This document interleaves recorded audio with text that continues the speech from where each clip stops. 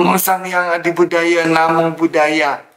Bertemu lagi dengan saya, Pusaka Pandita Sasana Wirya Sugianto Sulaiman. Ini kita sudah memasuki bulan 9, Imlek atau Kau Gue. Kemarin Caid, ini hari Ceji.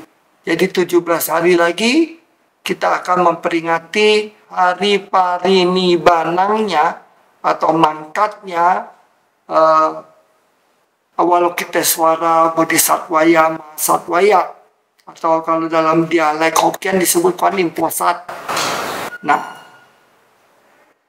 Avalokitesvara sendiri atau Kuan Im merupakan bodhisattva yang paling banyak dipuja di wilayah Asia Timur.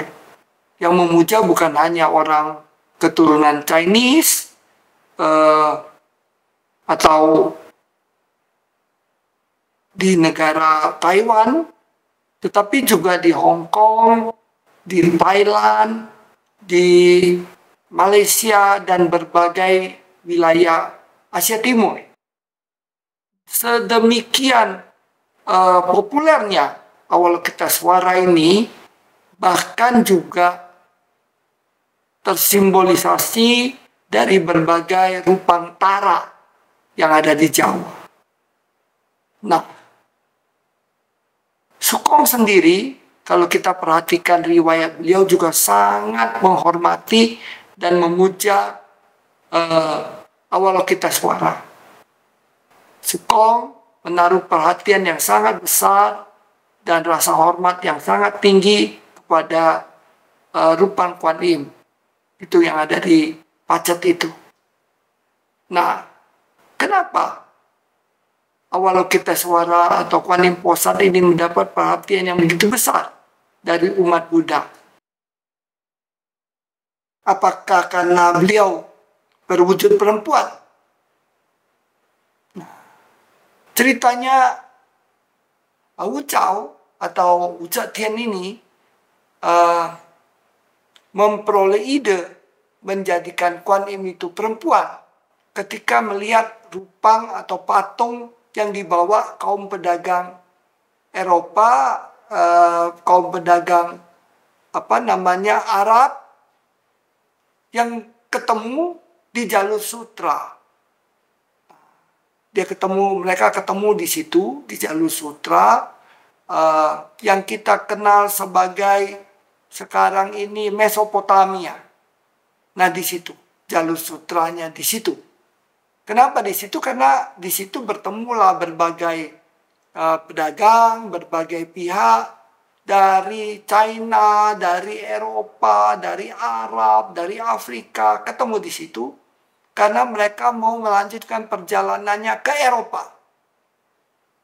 Nah, kalau kita perhatikan, yaitu sekitar abad ke-7, ke-6, ke-7. Ya kan, tahun 600-an. Nah, lalu, kenapa bisa jadi perempuan? Waktu itu, Wu Chao atau Kaisar Wu Zetian ini, Kaisar Wu ini melihat rupang atau patung Bunda Maria. Nah, lalu dia terpikir, kenapa tidak jadikan saja patung perempuan ini sebagai pemujaan di China? Nah, itulah awalnya ketika Kuan Im dijadikan perempuan, diperempuankan di China. Nah, kita juga lihat patung Avalokitesvara kalau versi Tibet, Tantra, itu kan laki-laki. Demikian juga di India, itu laki-laki. Tapi kalau di China jadi perempuan, ya itulah yang tadi saya bilang. Karena Kaisar Wu menginginkan ada legitimasi untuk kedudukannya. Di China, kaisar perempuan ini ya satu-satunya ya Wu Chao ini. Wu Zetian. Gak ada kaisar perempuan lain. Yang berkuasa perempuan, banyak. Yang terakhir adalah Permaisuri ya, atau Ibu Suri Cesi dari dinasti Qing.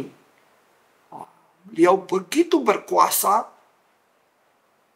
menguasai China atau dinasti Qing waktu itu di Tiongkok, sehingga praktis kekaisaran itu ada di tangan Ibu Suri. Tetapi beliau tetap menggunakan gelar Ibu Suri, Tai Ho, Tai Ho atau Ibu Suri. Yang paling terkenal dari cerita Ibu Suri ini, dia duduk di belakang kaisar dengan menurunkan tirai bambu itu. Nah, itulah kenapa China dikenal negeri tirai bambu, ya karena ada tirai bambu yang diturunkan atau yang dibentangkan di belakang punggung kaisar. Nah, kaisar duduk di depan tirai itu. Ibunya, Ibu Suri duduk di belakangnya, membelakangi kaisar. Nah, ditutup dengan selembar tirai bambu. Nah, lalu dia menerima laporan, menerima masukan-masukan dari menteri-menteri, dari pembesar-pembesar negeri. Nah, waktu itu begitu prakteknya. Nah, tetapi Ibu Suri Cesi bukan kaisar perempuan, tapi Ibu Suri. Nah, berbeda dengan Wu Chao atau Wu Zetian, dia benar-benar kaisar dan tidak ada tirai yang dibentangkan di depan dia, tidak ada. Dia langsung memimpin seperti seorang laki-laki, kaisar laki-laki. Tapi dia kaisar perempuan. Nah, untuk mendukung kekaisaran dia itu, ya inilah dibutuhkan dukungan politik yang berbentuk agama. Karena dulu kan nggak ada partai politik, yang ada agama. Nah, support dari agama inilah dibutuhkan oleh Wu Chao atau Wu Zetian. Maka kalau kita lihat sejarah agama Buddha di China, berkembangnya agama Buddha juga karena didorong oleh kaisar perempuan ini. Nah, kuil-kuil Tao, agama Tao di China waktu itu banyak yang dibakar, diberangus, untuk membuat legitimasi bagi yang bersangkutan. Yaitu biasa ya di setiap zaman ya begitu kurang lebih. Berkembangnya suatu agama tidak terlepas dari unsur-unsur politik. Nah, demikian juga waktu kita di Indonesia ini atau Nusantara atau dulu waktu zaman kolonial disebut Hindia Belanda, ya demikian juga. Nah, kembali kepada perwujudan Kuan Im atau Avalokitesvara sebagai perempuan. Nah, itu didasarkan pada patung atau rupang Bunda Maria, yang perempuan. Itu.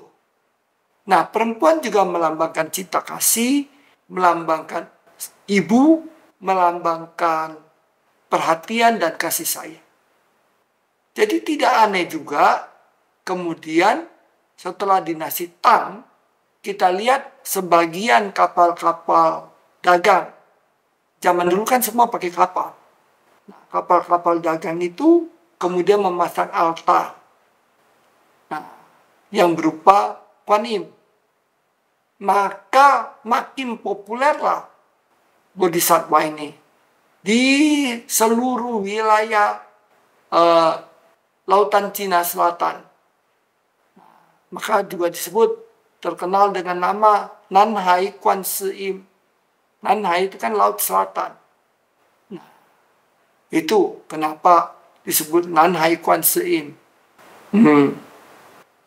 Kalau bukan Kuan Im, kalau agamanya Tao, itu dipasang maco atau maco po, atau dalam dialek Kek sering disebut Sinjin Kupo.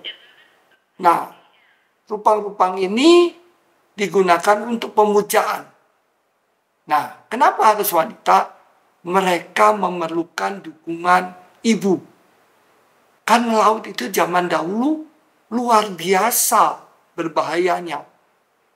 Tiba-tiba ada angin besar, topan, badai, dan sebagainya. Kapal itu kan kapal layar. Sebentar aja bisa hancur. Diterjang atau diserang oleh badai yang lagi mengamuk itu. Nah, dalam keadaan seperti itu, para pelaut ini kan menghadapi mara bahaya yang begitu besar. Nah, dia perlu dukungan. Orang yang dipercaya untuk mendukung dia dari lahir sampai mati siapa? Ibunya. Nah, ibunya itu wanita. Wanita inilah yang kemudian dipakai untuk disembayangi di kapal-kapal laut. Siapa? Wanita mana? Zaman dulu kan nggak ada foto, nggak ada apa kan, nggak bisa bawa foto mamanya kan. Ya, jadi dilambangkan oleh maco atau Kuan Im. Maka tidak aneh di sepanjang perjalanan dari Tiongkok ke Asia Tenggara ini bertebaranlah Kuan Im Busa atau Dewi Maco itu. Nah, demikian sejarahnya. Kalau kita mau tahu kenapa Kuan Im begitu luar biasa. Kuan Im juga luar biasa karena dipercaya sang Bodhisatta adalah lambang cinta kasih dan kepedulian. Yang mana lebih penting? Metta atau karunanya? Karuna. Nah, itulah disebut Maha Karuna Dharani. Bukan Maha Metta, tapi Maha Karuna. Karuna jauh lebih signifikan daripada metta. Metta kan cuma kasih, rasa kasih. Tapi kan harus diwujudkan. Wujudnya bagaimana? Ya karena perhatian. Dengan perhatian, dengan adanya aktualisasi, maka kasih sayang itu dapat diwujudkan. Sekedar kasih sayang, berhenti di situ aja. Aduh, saya kasihan ya sama kamu. Kasihanannya kan nggak ada guna. Tapi kalau kita menolongi orang yang jatuh, kita membantu orang yang memerlukan, nah itulah bentuk kepedulian. Maka sutra atau mantra yang paling terkenal dari Kuan Im adalah Maha Karuna Dharani. Ta Pei Chou. Nah, ini yang paling banyak dihafalkan oleh umat Buddha Mahayana. Nah, sebentar lagi kita akan memperingati hari mangkatnya atau parinibbananya Kuan Im. Ada tradisi yang lain dari umat-umat yang menyembah Kuan Im, yaitu tidak makan sapi. Itu dikarenakan katanya, dongengnya, sapi ini adalah bapaknya Kuan Im, Niu Mo Wang. Katanya bapaknya Kuan Im. Itu ada cerita lain lagi yang kemudian digunakan oleh Kaisar Li Shimin untuk melindungi sapi. Next time kita ceritakan itu. Tapi saya kira sementara ini sudah cukup. Demikian dari saya mengenai riwayat Kuan Im Busa atau Avalokiteswaraya Bodhisattaya Mahasattaya. Mudah-mudahan cerita ini dapat memberikan background-nya, insight-nya kepada Anda. Agar Anda lebih meyakini kesucian dan kesaktian dari Avalokiteswara Bodhisattaya Mahasattaya. Demikian dari saya, Upasaka Pandita Sasana Wirya Sugianto Sulaiman Metta Cintena. Namo Sang Hyang Adi Budaya. Namo